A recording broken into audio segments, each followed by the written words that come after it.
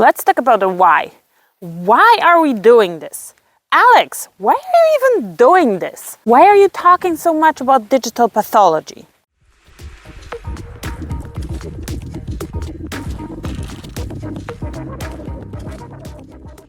I often get asked this question, especially when I promote things that are non-profit. Open source software, when I organized my sabbatical events, people are asking like, why? Why are you so passionate about this? And I'm like, what do you mean, why? And the obvious answer that everybody in the healthcare space is going to give you is to benefit patients, to improve patient care. And this answer is absolutely right, and it should drive what we do in the healthcare space. But how personal is it? How personal is it to you in this very moment? To me, it was very personal when I was a cancer patient. I don't know if you see the scar, but I don't have a thyroid. I had thyroid cancer. I'm cancer-free for more than 10 years.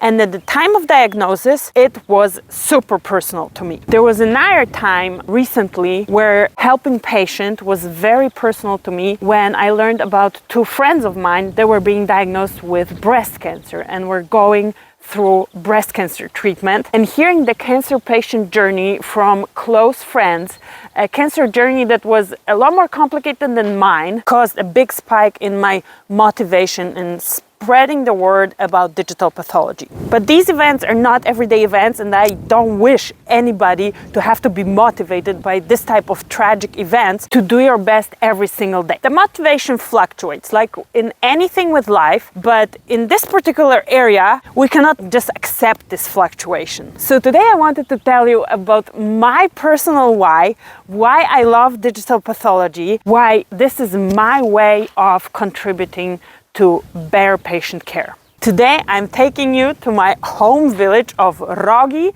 Lubuskie, Poland. This is where everything started, where I wanted to be a veterinarian, from where I went to study veterinary medicine to later become a pathologist and later become a digital pathologist. We are here in Rogi. Rogi has a population of 60 people.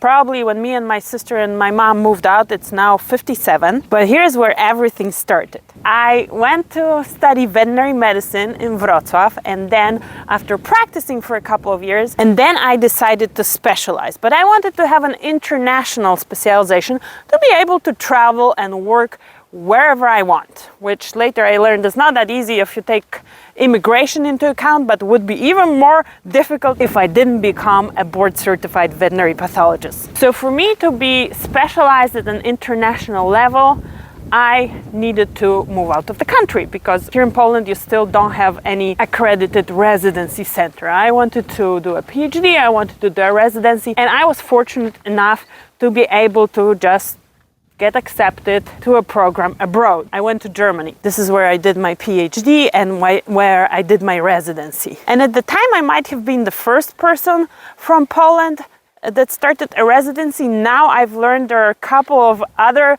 trailblazers doing the same, so big shout out to them. But obviously if the access to this was better, more people would do it and more people would not have to move or leave their lives to go and pursue education. Actually, they could just do it where they are. Which brings me to one of the several reasons why I want to be a trailblazer in the digital pathology space. Digital pathology gives access to pathology education to people who are not as fortunate to leave their countries and go study abroad with international renowned specialists. Now they can do it from the comfort of their homes. They can do it spending time with their family. They don't have to abandon their relationships. They don't have to make compromises.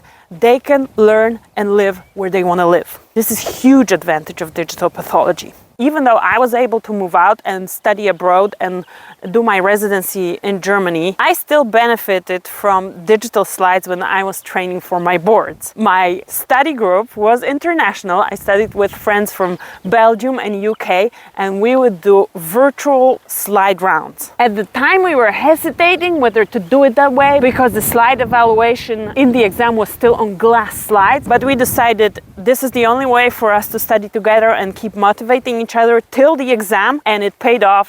We all passed the exam because of the digital slides.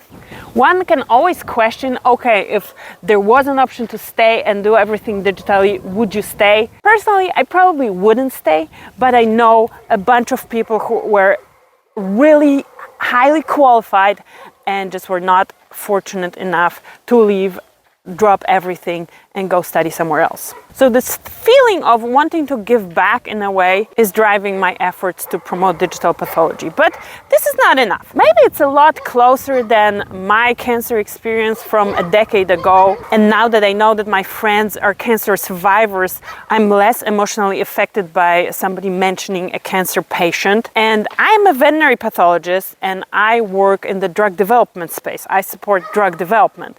And I chose drug development as a veterinary pathologist because I felt this is going to be a relevant way of applying my expertise, applying my education, using my education. But the drug development cycle is long. It can be 15 years, and my contribution is only at a certain point of pathology evaluation. So what keeps me going every day? The thing that keeps me going every day in promoting digital pathology is the possibility to do it remotely. And this is why I wanted to take you to my village, to Rogi, because I'm currently working remotely from here. Just by being connected to the internet, I can be with my mom every day, who lives in Poland and is going to stay living in here. My sister can visit anytime she wants. And what is super important to me right now is that my kids can be here and can experience the place where I grew up and can have a little bit of this childhood that I had and I loved so much. They are 2 and 4 at the time of making this video,